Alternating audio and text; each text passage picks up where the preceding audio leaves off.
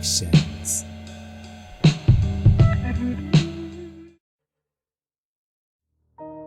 The Faceless Child, The Journal, written by L.A. Vockins. Journal of Aiden Smith. I have done something stupid. Well, I've performed the Faceless Child ritual, and it's real. It's all real. Oh, I'll start from the beginning. Well, 2 days ago, me and friends came across this list of instructions. These instructions were a ritual designed to summon a demon.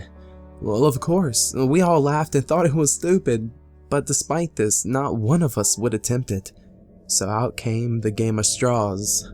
You know, the one where there's straws for each person and one of them is short. Well, I picked the short straw. Therefore, as social law dictates, I was the one who had to do the ritual, and despite my hesitance, I did. I bought 3 candles and some matches from a shop down the road. Nothing special, but they did the job they were intended for. I took an old mirror off the wall and brought it into the basement. This would be the place for the ritual, as it states that it can't be performed in the place that I sleep. And besides, what I was doing may look a little crazy if I was caught by my housemates.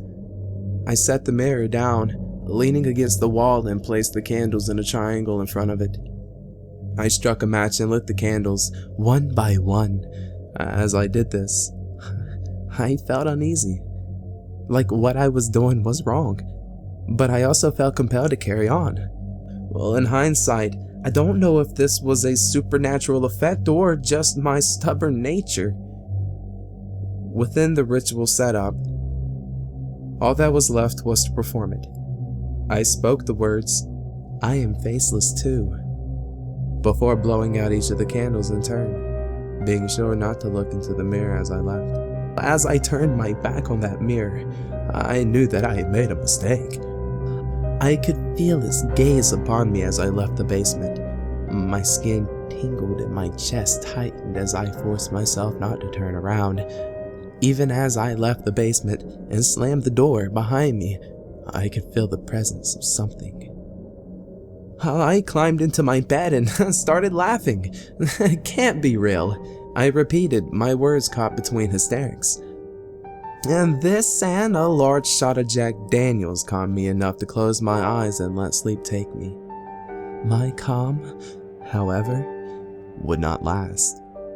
It began with an odd clicking sound, like that of an insect, and the creaking of my bed. I opened my eyes to the sound but dared not look as my eyes adjusted to the pitch black of my room. But I knew what was there, and to survive, I would have to look up. A pressure on my feet struck me from my tired haze as I looked up to the creature. Through the darkness, I could make out a silhouette of a child, sat perched on the end of my bed. As the ritual dictated, I looked to where its face would be. As my eyes adjusted, I could see the creature clearly. It appeared as though it was skinless, its muscles and sinew on display. It was the color of night and blended perfectly with the darkness.